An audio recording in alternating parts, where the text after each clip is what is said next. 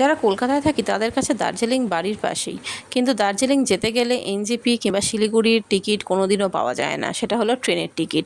1 মাস, 2 মাস, 4 মাস, যেদিনকে ফার্স্ট খুললো তার ঘণ্টাখানেকের মধ্যেই সব টিকিট ফুল। এবারেও আমার হঠাৎ করে ছুটি পেয়ে গেলাম, তো সেই জন্য ট্রেনের টিকিট তো পাবো না লাস্ট মোমেন্টে। আমি অনেক দিন শুনেছিলাম সেটা হচ্ছে শ্যামিলি পরিবহনের নাইট সার্ভিসেসের বাস, তো সেই বাস ধরেই আমি গেলাম। এবার দেখে নিই সেই বাসের এক্সপিরিয়েন্স কীরকম ছিল। আমি স্প্ল্যানেড থেকে বুকিং করেছিলাম, ডেস্টিনেশন পয়েন্ট অনেকগুলোই ছিল, কিন্তু আমার বাড়ির থেকে স্প্ল্যানেড খুব কাছে, তো সেই জন্য আমি সেইখানেই করেছিলাম।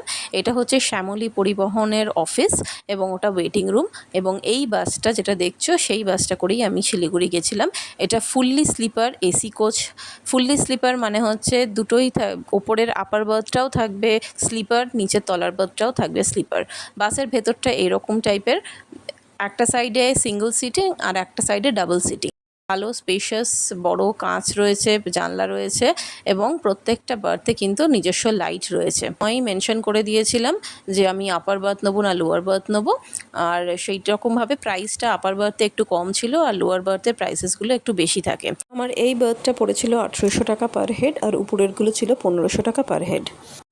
মিনারেল ওয়াটার দেয়, খাবার জল, আর তার সাথে বটল রাখার জায়গা থাকে, একটা হেডরেস্ট থাকে, একটা পিলো রয়েছে, মোবাইল রাখার জায়গা, mobile charging port, USB point, তার সাথে রয়েছে ব্ল্যাঙ্কেটস, আবার জুতো কিংবা এসেনশিয়াল রাখার জায়গা। ওয়াশরুমের জন্য 3বার হল্টও করেছিল এবং ডিনারের জন্যও এরা হল্ট দেয়। তো অন দ্য হোল এবার আমার শিলিগুড়ি যাওয়া খুব কমফোর্টেবল। অ্যান্ড এরপর থেকে আমি তো এই বাসেই যাব। কমেন্ট সেকশনে লিখে পাঠাও যে তোমরা কীরমভাবে শিলিগুড়ি যাও।